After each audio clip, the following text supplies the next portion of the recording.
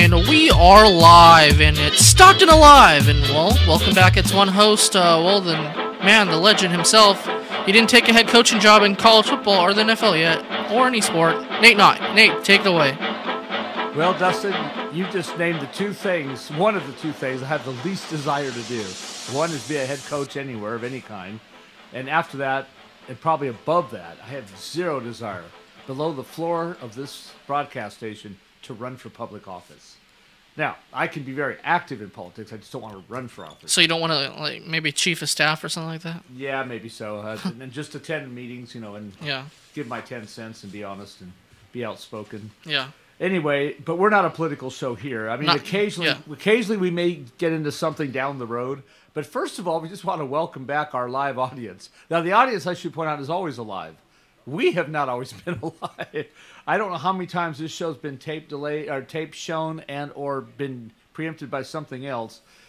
But the stories about our deaths were premature, as Mark Twain once said. We'll call it a sabbatical, I think. And I just unplugged my headphone. But Nate does that once a show. It's okay. I will go without the headphone for now and just hope I got the volume about right. Be like Larry King. You're live. Right. But West Palm Beach. And Bill Walsh didn't wear headphones after his second year or whatever. Not that I'm comparing myself to him. That guy was incredible. But anyway, this is our first time on the air live in 90 days. The last time we broadcast this show live was Monday, August 27th, 2018. We couldn't come in because of Labor Day. Then I think I got sick for a week or two, and then you were sick for a week or two. And sports, with my schedule. Yeah. Then your sports schedule, a new job, some new classes, and then I had multiple semi-surprise deadlines to work on at RTD, which we're going to talk about RTD in a big way here just shortly. And actually, some of the things I'll be talking about were some of the things that I was partially involved with. That was why I wasn't here. But and then we had conflicts with time and engineering. One of these days I'll be certified to go solo here. So if I need and to last run week was the show. Thanksgiving. But I've never done the show by myself. Now, in another lifetime, generations and decades ago, back in the old 1900s, I did used to broadcast radio shows on my own, doing all my own engineering and everything. But that's been so long ago, and the technology has changed so much. How was your Thanksgiving? Thanksgiving was very good. I didn't feel 100% chipper, but the food was still delicious. Enjoyed the company. Had one of those modern-day crises, however. My cell phone disappeared. Really? But we found it on Friday, so that was all. Or was it? Well, I had thought that it fell out of this pocket, the interior pocket of the sport coat. I was wearing a sports coat, a casual sports jacket for Thanksgiving. And I kind of knew that. My greatest fear was that it actually fell on the ground outside the car, and that somebody probably picked it up. And I had searched the car 3 times, my house twice, my sister's house where we had Thanksgiving twice. Finally, I took one more look. I said, I did mostly searches at nighttime. I was feeling around. I should just go take a look in the daytime. I opened the front passenger door, and it's wedged between the seat and the bulkhead and the frame of the car in such a way is that you never would have found it feeling around like I was. You never would have seen it and if it was dark. You had to look in the daytime. Now, I actually have a red case, which I get kidded about all the time because I guess that's actually, technically speaking, a woman's or a female color for a phone. I have this so I can find the thing when it gets misplaced. But it didn't help me that time because it was wedged in. And this was such a fluke how it fell out of my jacket to be wedged in the way it was. But, so anyway, that's all good. Then I did the usual things older people do on Thanksgiving holiday, which I did a ton of housework, inside and out, shampooing rugs, raking leaves, and all those things. However, the best part of my Thanksgiving was, you could probably guess the event. What do you think the best part of my Thanksgiving was? Watching football? No. No. Actually, I watched very little football, actually. Yeah, you didn't miss that. No, this was an actual event. Oh, event. Was it on Thanksgiving Day? No. Did you go Black Friday shopping? Nope. It was the KXVS event. Oh, the function. Yes, the function. The last Saturday of every month, they have the event, which is geared towards teenagers and young people and families. Mm-hmm. And I can say, and this time I should say, not this year, it's new this year. This event, which I believe is the third one, following the Bedford Block Party, which was the first event that led into it, or kind of streamlined the way for it, was at the Teen Center in downtown Stockton on El Dorado Street. And, I'm sorry, Center Street, I guess it was actually, is where that is. In any event, that was a good event. And for anyone who's not been in there, that's the old El Dorado bowling alley. It was pretty historic and legendary at one time in Stockton. And they've retained 4 lanes of the 18 or 20 that used to be in there. But they have a huge half-court hardwood basketball court. And still a little bowling alley, too. Yeah, they have 4 lanes, yes, that they still operate really well. Speaking of that, people don't know Stockton actually has a big bowling community. Really? Well, you have West Lane, Pacific, yes, right. And then, And bowling has survived a downtrend of about 20, 30 years ago, and now it's thriving again, and Stockton's doing quite well with bowling. So anyway, I had a great time at the KXVS function event. Again, the last Saturday of every month. They usually time it between about 12 noon and 5 o'clock. And there's games, there's food, there's snacks, there's beverages, there's giveaway stuff, there's face painting, all kinds of wonderful stuff goes on at the function. And then we hope that as people come through, someone will sign up for a $2 a month donation to support KXVS, which is only $24 a year. And so, we keep building up this online and streaming that we have. And, we are going to be an FM broadcast station somewhere down the road. So these call letters KXVS really do mean something. And we really are the voice of Stockton. So, anyway, here's what we have for the show. We've often joked with the viewers and the listeners that we have absolutely nothing. And we just come in and we kind of wing it. We actually have something today. I always write notes up, but today I actually wrote notes. You can actually read them, sort of. Is that a new clipboard, too? They aren't just scribbled all around. It's a new clipboard. Yeah, well, yes, I have them on a clipboard. I would have had my tools of ignorance here with me, the whiteout and some other things, but I'm packing light because, as you know, right after this game, I'm headed over to the Stockton Arena to watch the Stockton Kings G League team. Yeah, who are in action tonight. Unfortunately, security is such at athletic events now that it literally is almost as tough as getting into an airport. So I'm packing really light today because of that. And I'm also walking and taking a combination of walking, taking the bus. I came here, of course, as I usually do. And you have a fancy on the BRT Express 40 route. You have a fancy badge over there that says you're a season ticket member. Yes. Yes. Yeah. I have my RTD badge and my Stockton Kings badge. And if we get to it later today, we'll talk a little bit about all the sports teams we have in Stockton. That is something that officially and unofficially you and I have done numerous times, so it's a bit redundant. However, with the Kings, it added a whole other element that we haven't really talked about on the air. No, we haven't had the opportunity. Because the whole development of the team has occurred during these 90 days we haven't been on live. So yes, if you're watching KXVS tonight and you're watching on Monday night, November 26th, we're live. This is not a hologram. It's not a 3D dimension. It's not an anime or whatever they call those things that they have the human look-alike animated cartoons, show, drama things on YouTube and other. No, we're none of that. We're actually here live in flesh and blood, consuming liquids and eating and everything else and breathing air and all that stuff. So anyway, today I will talk about RTD because we did get a national award here recently, a very big national award. It's an award that only 3 agencies in America can get every year.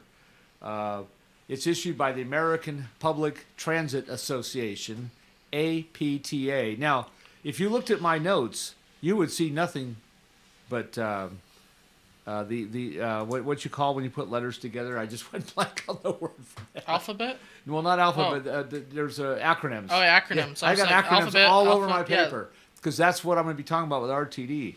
I'll go back and talk about these, but just to give you an idea how many acronyms I've got, I'm going to read them off real quick. We have the DTC, the RTC, the HTS, the MTS, the UTS, the BRT. Van Gogh is a name, but it's also an acronym.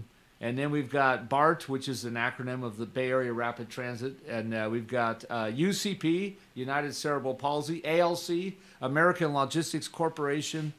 And so I've got acronyms all over this. But anyway, APTA, the American Public Transit Association. Nashville, Tennessee?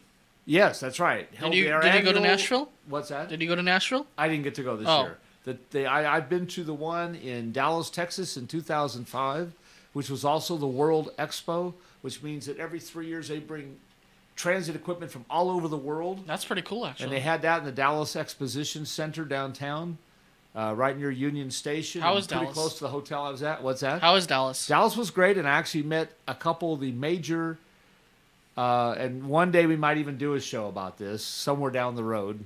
But it's kind of a non-Stockton subject, so I don't know. But I got to speak to a couple of the really big-time, famous, very creditable JFK assassination researchers. And I even got some materials almost nobody else has. That could be a different show then. Yeah, that could be. It would definitely be a different show than Stockton Alive, that's for sure. But, and then I went to the one in Seattle in 2012, which was also very nice. Got to see a presentation about how they saved... Everyone just assumes now that fish market's been popular forever. Pike's Market. Pike's Place, I believe it's called. Well, that almost went out of business from 70 to 77, I want to say. That was really struggling. My first big-time vacation, well, I shouldn't say that. That's not true. One of my favorite vacations as a younger kid, I was 13 at the time. We took a train trip and we had to catch the train in Davis at that time, based on the routing and everything. But we took a train from Davis to Portland, transferred Portland to Seattle. And I remember seeing Seattle in 1970, and that's when the Pikes play. And we went there, we loved it, but it was nothing like it is today. You could see it was run down. It was kind of this nice traditional thing. It was much more casual. There was no people wearing fancy uniforms or showboating or chanting or throwing fish or any of those things that they're known for now, which is what saved it, by the way. They turned that into an entertainment. They turned the selling and processing of fresh caught fish into entertainment. Mm-hmm. And Seattle has really good transportation, doesn't it? They have terrific transportation up there. In fact, they have the first real hybrid buses. And when I say hybrid, they're different than the kind we're talking about now. So I can come back to that a little bit. So anyway, RTD won the APTA award. What we won, the award that we won, this was back on September 25th, 2018, was we have been called the Outstanding Transit Agency for North America 2018. And that's for small, big city systems. We're a small, big city system. In other words, we have the services that most really big cities have, but we're a relatively small organization. We're nothing like the Muni in San Francisco or AC Transit or Sacramento RT, and certainly nothing like LAMTA down in Southern California. Where do we rank among like other cities, maybe population? Population-wise, Stockton is number 62 in the nation. Okay. But as a transit agency, we'd probably be below that. So what would this is how we do, like in media we say markets. Where would Stockton's transportation to use a market basketball term, we're a mid-minor. Okay. Now Gonzaga is a mid-major. Yeah. And Pacific is almost a mid. Well, when Pacific's good, they're a mid-major. Yeah. We're a mid-minor. Okay. We're just a little bit below a big city system. But as we're about to tell you, one reason we got the award is we do so many things. We do, the only thing we don't operate is any kind of rail or boats. And we've talked about both of those. Yeah, light rail's kind of big in Sacramento right now. Right. But here's what we're going to, and we've talked about some of these things a little bit before on the edges. Usually as we were getting near the end of the show and time was running out on us, we never really finished it. Today we're just going to make it the topic. I will say this also, we've said this many times. This isn't the big transportation special I'm going to do. That will be about national transportation and state transportation. This is about Stockton. So it's perfect for Stockton Live. It's good for relaunching our shows. We get a current national award. These are the things we've done that helped us earn the award. We have our downtown transit center, which if no one's ever been there, we have a whole city block devoted to just buses and a beautiful administration building, a passenger waiting room that's as nice as a small version of an airport lobby or gate, customer service center, public restrooms, the historic Gleason's snack bar and ice cream service. Now, their main location is over near Wilson Way, and I forgot the exact street they're on. I want to say Aurora, I believe it is, near Flora or something like that. They're pretty close to Genova Bakery, which, by the way, had its 100th anniversary here recently.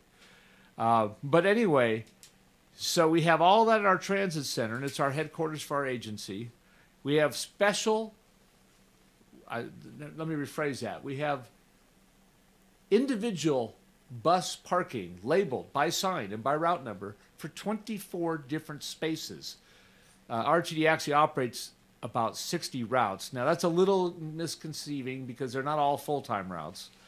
Yeah, but we're going to go into that. So we have the DTC, which is the Downtown Transit Center. Then we have the RTC, the Regional Transportation Center.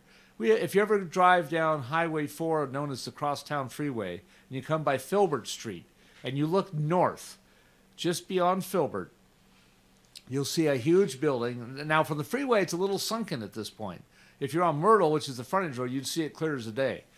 But you look north or to your left if you're driving east, or you look right if you're driving west towards downtown, you'll see a huge building, and you'll see our San Joaquin RTD sign. We have a huge state-of-the-art bus maintenance facility that opened in November of 2015, and or 2016, and that is just a spectacular facility. We have 19 bus maintenance bays. Now, it's twice as big as what we actually need at the current time.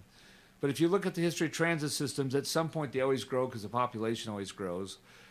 And at some point they wind up with a crowded little obsolete garage somewhere. We're determined that's not going to happen. Now, it was fully funded. We incurred almost no debt to build this building. The tiny bit of debt that we have is already programmed revenues coming to us from future revenue sources. So we're still not in hawk or anything like that. We're not paying any high interest rates or anything, and no monthly debt payments, nothing like that. $53 million facility. The ACE commuter train built a $60+ million facility over by West Lane and Alpine, and that's considered the most high-tech, state-of-the-art rail maintenance facility in all of North America. I believe our bus garage is pretty much the equal of it as far as buses go, and actually our facility is actually bigger than their facility because we have so many more buses than they actually have trains to maintain.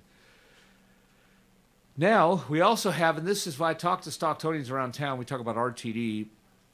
Obviously, the vast majority of people in Stockton are not bus riders. Most of them drive a car, and they're on the street. And that's why I'm about to tell you what it is, but it's still a compliment.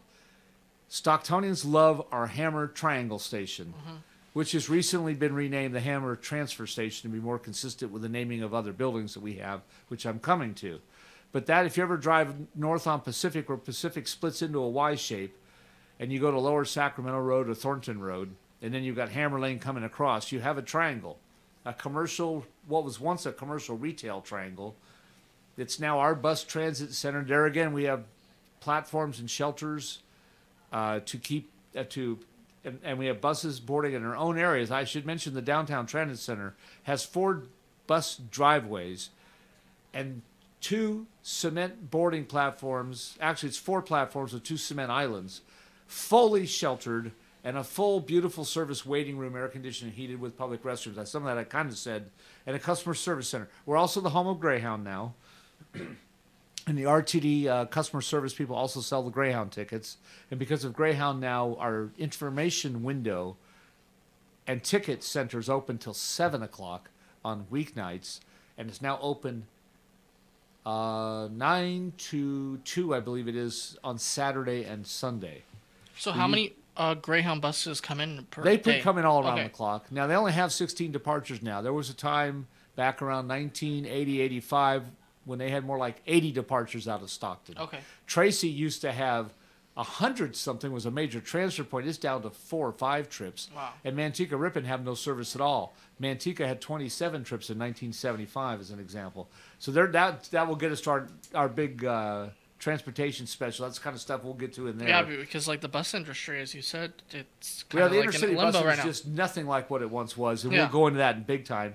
But anyway, the point is they're with us, though, and the good thing is our outdoor platforms are well lit up and secure and operating 24 hours a day.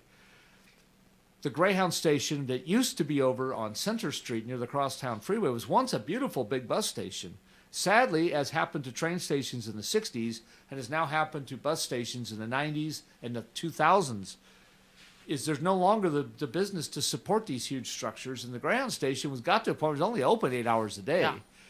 It was open in 2 4-hour chunks, and then the rest of the time it was a very isolated, deserted place with no services or anything. Now you're downtown. We've got a police substation there. We've got our own security people on duty. It's well lit. You're at least under shelter. During the regular business days, we are, of course, open with our customer service lobby, but there's also places to eat all around and near the Greyhound near the transit center, which is the Greyhound station.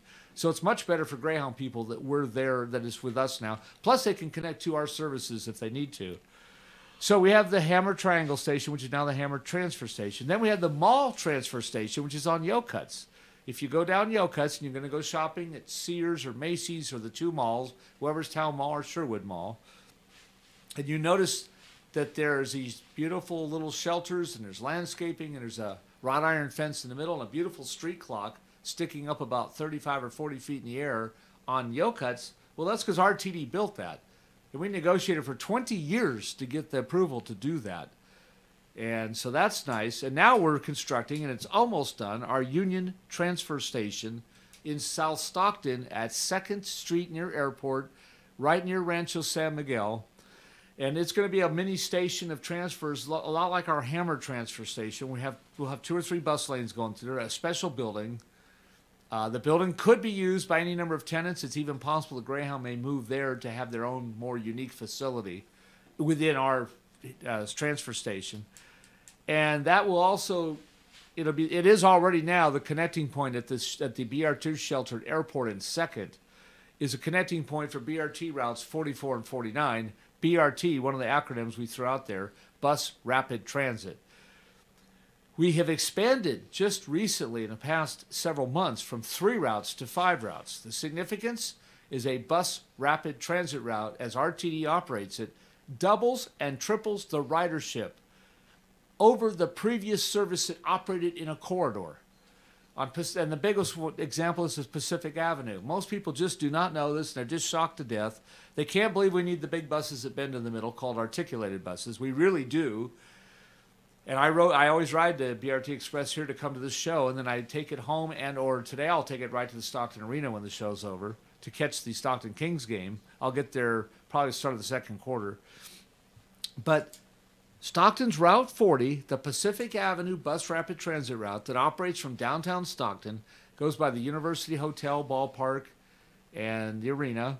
Then it goes up Madison to the Miracle Mile, where it stops here at Lou's Chicken Bowl and by the Dutch Boys Brother Coffee, which is where I'll get on and off the bus to come here. Then it'll go down, or I should say up Pacific North. And at Pacific and Knowles, it has the station stops for UOP, University of Pacific. Then it continues on to the mall, where we have a stop pretty close to what is now the Red Robin and across street by Delta College. Then we go up to Lincoln Center, where Benjamin Holt is, and we stop there and we serve Lincoln Center North, Lincoln Center South, and the whole commercial variety of things that's there by UJ's Restaurant and by the what used to be a Smart and Final store. Now it's something else on the other side of the street, honey baked bread and some other things. And then we wound up at the Hammer Transfer Station at the convergence of Pacific, Thornton, and Hammer. Old Blockbuster. Yes. In fact, that's our building. It's the old block. That's right. We have a beautiful driver's lounge. We have not opened it up to the public because that's a little bit of a budgetary thing. To open a customer transit center, a customer transfer center, we have to have basically 3 people on duty. And we don't, and we always, if we're going to open it, we'll open it with a full public restroom, and that's a whole nother, that's a lot of work for us to do that. We have to have one person on duty, at least we do downtown, one person on duty all the time, just because of the restrooms. We keep them that clean and safe. But anyway, the Route 40 with all those incredible destinations, and it has great ridership back and forth all day long. Some routes go kind of one way in the morning and one way in the afternoon. This one's busy all the time. Standing room only on the buses all the time. We transport over 1 million passengers a year just on the Route 40 between downtown Stockton and Hammer Lane, which is only 5.3 miles long. It's one of the shortest BRT routes in the nation. It's one of the heaviest ridden BRT routes in the nation. On a per vehicle basis, we average over 60 passengers per every single round trip from downtown to Hammer Lane and back, or the other way around. Now, that's average, mind you. We have the occasional trip that only has 15 or 20 people. That's balanced by a round trip that will carry 80 to 100. And when that happens, our 60-foot articulated buses are standing room only. And that happens a lot between the hours of 11 a.m. and 3 p.m. RTD's ridership is very low between 8 and 9:30 a.m. and between 4:15 p.m. and 6 p.m., which is exactly when people drive their cars. And they see our buses looking relatively empty, and they think we don't carry anybody. But we have huge ridership at certain times of the day. We average right now system-wide about 14,000 passengers every weekday, and we average about 4,000 on a Saturday and 3,000 on a Sunday. When we only offer about 30% the service we offer on weekdays. So we have all these incredible facilities. They're all beautiful facilities. They're all well maintained. They're all used by the customers and the buses, and they allow the buses to board on their own special boarding locations, well identified, well lit, off of the street. That's what I was going to say about the Hammer transfer station. We got the buses off of the triangle, off of the street, with the exception of one bus route that goes in one direction. The BRT Route 43 on Hammer Lane going eastbound boards on the street, and one going westbound boards inside the station. So going north and south, it goes from how north to how south. Like I'm sorry, I said just the opposite. The one that goes west boards on the street, and the one that goes east to Walmart, is boards inside the station. But going back though, like from north to south, I know it stops at the Transit Center downtown, but from like what area up north to down south does the bus start at? Well, after you get to downtown transfer station, then we also have the Route 44, which had been our second route originally. That goes the airport corridor. That goes out by Rancho San Miguel and the county fairgrounds. It also goes down South Airport Way to Ralph Avenue. But it goes, and this is very significant, it goes all the way to that huge conglomeration of commercial warehouses and businesses at Arch Road in 99. I know, because I see it. Yeah, and it serves the Venture Academy with 18 charter schools, a huge PG&E building, which bought thousands of tickets from us when we first opened the route. And in the past, we have served the agricultural center out on Arch Road. We're not doing that at the moment. And in the past, we have gone to the airport. When and if Stockton gets major airline service to Mexico, which seems like it's going to happen more when rather than if, there's a pretty good chance we would restore service to the airport, because there'd be probably significant numbers of people going to catch the flights. How often does that route go, Route 44? The BRT, well, it runs every 20 minutes. All of the other BRT routes run every 15 minutes. The Route 40, during its ridership boom, when it carried over 1.2 million people in 1 year, at that time we were running that with those big 60-foot buses every 10 minutes in the weekdays. We were the smallest transit agency in America to be running 60-foot buses with standing room only crowds on a 10-minute frequency. Now we're back to 15-minute frequency because a lot of trends went against transit the last 3 or 4 years. We're recovering from it now, but I won't go into that right at this moment. We might go into that later. Okay, here's the other things we do. We pioneered the whole concept, little RTD, with the then huge General Motors, the original General Motors, before the government bailed them out and they restructured. We, General Motors, and their wholly owned subsidiary, Allison Transmission, and Gillig Brothers of Hayward, which builds the best transit buses in the world. And right now they're in Livermore. They used to be in Hayward. And for years and years and years, they dominated the school bus market in California. If you're 35 or 40 years and older, you probably rode a Gillig school bus at some point, either for an athletic event or to go to school. But anyway, we pioneered, and our agency here in Stockton, came up with the first practical diesel-electric hybrid bus manufactured in America.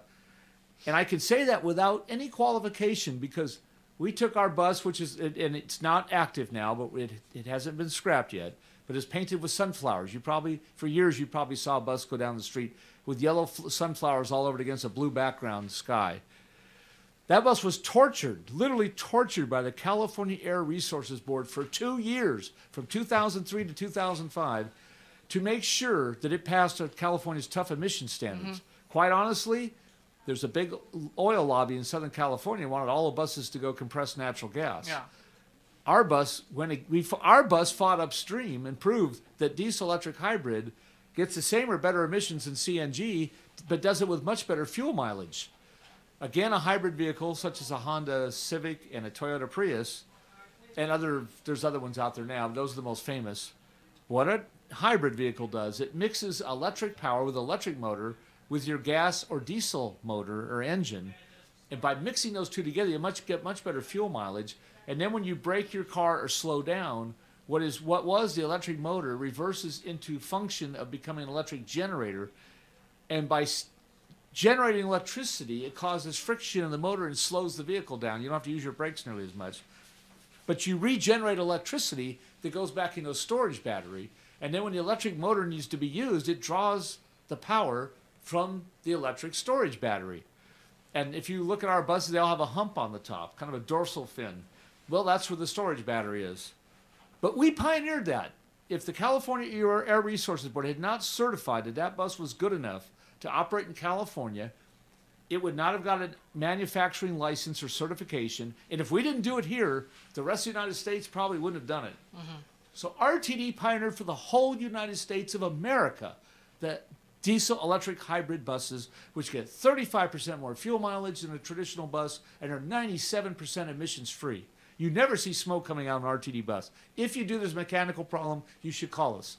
All you'll see is heat waves. You will not see smoke, you'll see heat waves. So, with that, and then we're now one of the forerunners in the use of electric buses. Both quick charge and our newest buses can be extended range, and they can use what's called depot chargers. Foothill Transit in California was first in Southern California. We were second in California to have electric buses operating in regular scheduled revenue service. And we're fourth in the whole United States for operating electric buses. They're called quick charge buses. They have when they drive into our terminal, believe it or not, the driver puts it in park about 50 feet from the charging, and a computer takes over the bus, drives it in, and allows the pod or thing. It looks like an old-fashioned, it looks like an old kind of iron you put on a wood stove. Yeah, I've seen it. And it drops down and mates with the bus, and you get this quick charge of tremendous voltage and amperage or current, whatever. And it can pretty much fully charge a bus in about 10 minutes. And the bus can then go at least 2 hours or at least 24 miles on a single charge. So they charge every trip or every other trip, depending on the route and the length of the route and the timing. And we've now gone from the first two buses, by the way, were handmade prototypes by a company called Proterra, which, if Betty's out there, I think Proterra in Spanish means pro land or for land or something like that. Anyway, Proterra's in Greenville, South Carolina, an American startup company. They started the whole thing by jimmy rigging some batteries to an electric motor to run what is now the free mall transit buses in Denver, Colorado. Denver's famous for having these buses run free every 90 seconds up and down downtown by the ballpark Union Station and their main shopping area. Anyway, to jimmy rig some buses for that, it eventually morphed into what is now the Proterra Bus Company. Those two prototypes cost $1.2 million a piece. Now, we didn't pay for those. RTD's real good about we always find a way to get things like that without paying for them. They were paid for by the California Energy Commission as a test scenario. The buses proved to be very successful. We've now got 15 regularly manufactured buses from Proterra, and we soon will be able to charge them for up to 3 or 4 hours of service overnight with chargers that we're coordinating and getting funding from PG&E to help do that. So we can charge during non-peak hours. We could be charging electrically in the middle of the night when there's not that much demand for electricity. It'll be cheaper and more efficient and won't interfere with any of the grid system or any of that other stuff. And batteries are getting close now. They're getting close to what they call an extended range bus, where a battery can run a bus pretty much the whole day, up to about 200 miles or 16 hours. But they're not quite there yet, but they're working on it. So we have all this. And then we have hybrid buses. We're the smallest city in America to operate the buses that bend in the middle. And yes, we really need them. They really do get full in the middle of the day, especially boarding between this boarding spot right here on the Miracle Mile and the mall by Red Robin and going from Delta College towards downtown. This Miracle Mile stretch is where the buses hit their highest capacity. Sometimes it's between the mall and Ben Holt for Lincoln Center. But generally, it's this stretch of the Miracle Mile where the buses are absolutely the fullest and are often standing room only in the daylight hours. On top of that, years and years and years ago, we started what's called deviated fixed routes. And we call them the County Hopper and the Metro Hopper. And those are little buses with the frogs on them. They operate a regular route with a schedule, but they're smaller buses. They're more casually operated. They have professional drivers, but we don't try to keep as fast a schedule because we allow those buses to deviate offline. And for people who are certified as Americans with disabilities, they can order a special reserve trip where the bus deviates off the route and picks them up at an address and drops them off at an address. Wow. If it's within about 3/4 of a mile of the route. And that's what distinguishes hoppers from other routes. However, their schedules aren't quite as fast as a regular transit bus.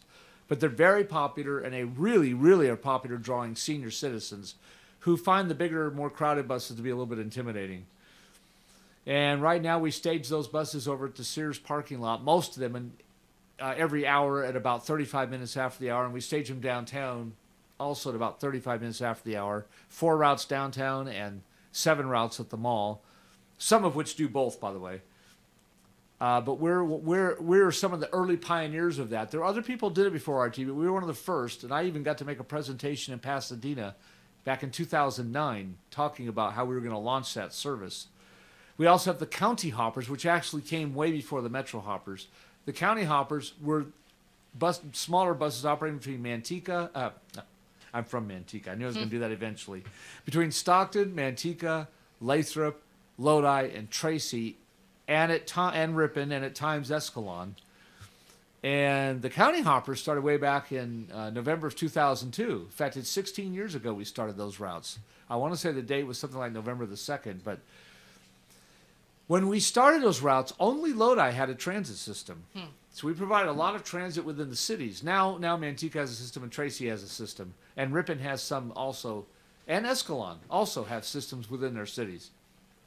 Now, speaking of Escalon, we are on the verge. We're in the final stages. I literally am working on it. It's literally in this binder. We're working on a service that is in really heavy demand, and people are going to be very excited when we get it. We are, within a few months, the target date is March, going to operate daily transit service at least every weekday, and I think it's going to be 7 days a week between Stockton, Manteca, Escalon, and Modesto. Modesto, wow. There's a huge demand for people to travel between Stockton and Modesto, and right now the only way you can do it is on Amtrak, and it's a great trip, but you're talking 4 trains a day and a fairly expensive there's 5 trains a day and a fairly expensive ticket price. Nate, we have 5 minutes left. Okay. So, let's see. What else we got coming up here? Well, we just started new service to Mountain House, which is something that's been very badly needed. The schedule is still in the developmental stage, but we do have service operating between Mountain House Community Center, Mountain House Delta College, downtown Tracy, and the Ace train station on Linney Road. That's 5 days a week. We've been operating 9 round trips a day to BART on big, full-service commuter buses with reclining seats. One of the best-kept secrets in Stockton. We charge $7 each one-way fare to go there. We also have monthly subscriptions for that, and we have a lot of commuter riders in the morning and the evening hours that use the BART commuters. But the great thing is we just started operating that on weekends on November 2nd. So we have 7-day-a-week service to BART now. 9 round trips on weekdays and 5 round trips on weekends. On weekdays, the last bus returns from Dublin, leaving there at 8:45 at night. On weekends, we leave as late as 9:35 p.m. So you can go to an event and have dinner or whatever and still have a chance to get on BART, get to Dublin, and catch the bus back to Stockton. We also have a service called Van Go. We've leased these little vans. We'll soon have our own vans. They're going to provide sort of an Uber-like dial-a-ride type of service, or more of an Uber-like call-on-demand phone app service up in the North County to fill in areas where we don't run routes. And eventually that's going to spread to the whole county within the next 8 months. And the Van Go is like have a van and go, but they've actually decorated the buses in honor of the famous painter Van Gogh. And then we have and a lot of people don't know this, it's very popular for those that do. We have a special app that you can put on your phone for no charge. It's an RTD app that allows you to get half-price trips on Uber. As if you're going to a major transit hub or a major hotspot in the San Joaquin County, places such as the San Joaquin County Hospital, I believe the Walmart on Hammer Lane might be one of those hotspots. Places like the Tracy Transit Center, Manteca Transit Center, and the San Joaquin County Hospital. How the Uber plan works: if you dial Uber to reserve a trip, and you do it from the RTD app, you automatically get half off the Uber fare and or $5. So it's 50% off a fare up to the point of $5, and then it stays at $5. Now I'll describe an example. If you took a $9 trip, you'd pay $4.50, and RTD subsidizes the other $4.50. If you took a $16 trip, RTD would cover $5, you'd pay $11. So that's what I mean by 50% off up to $5. Very popular. We started it back in July of 2017. We ran it all the way through the fiscal year. The contract temporarily expired, but now we've renewed it. And it does thousands of people a month use that service. And let's see, we have also service. We have a partnership with United Cerebral Palsy, where we help provide buses to them so they can use the buses to pick up people who every single day have to rotate through different programs in different parts of town, both for necessity and for the experience of getting out and being among the public and doing and learning how to do things for themselves, and then and being independent. And then we have ALC, American Logistics Corporation. Instead of trying to run Dial-A-Ride with their own little buses, which is very expensive for an agency such as ours to do, we have a contract with American Logistics Corporation, which has partnerships with multiple cab and van companies, and they can take a reservation just about any time. Well, Dial-A-Ride operates the same hours as Fixed Route, but because they have multiple combinations of people they partner with, they can get a reservation for a Dial-A-Ride trip, which is for disabled people, at just about any time they need it. Whereas when RTD was doing their own buses, there were some trips of the day that were hard to get. So with all that, you can see why RTD won the American Public Transportation Award as the outstanding transit agency in North America, carrying 4 million or less. Our ridership last year is 3.5 million. We've been historically around 4 million. We've been as high as 4.8 million. Another day we'll talk about why the ridership goes up and down. The good news is the ridership is rising because our 5 new bus rapid transit routes are developing more ridership with those transit express routes than the other services that we discontinued that they overlapped. Yeah, Nate, and you just took one breath. Basically, you talked about that for a whole hour. Wow. But you're going to the Kings game tonight. Are you excited? Yes. Yeah, I'm excited, but as I told you earlier, the only thing is with the Stockton Kings, they need to have a competitive game. They've either been blown out or they've blown out their opponents in every single home game. And the crowd needs to have some real fourth quarter drama and excitement. Okay, Nate, have fun, and hopefully we'll see you next Monday and do this again. Well, for Stockton Alive, good night from the Miracle Mile. And once again, we'll catch you on Mondays at 6 p.m. on KXVS.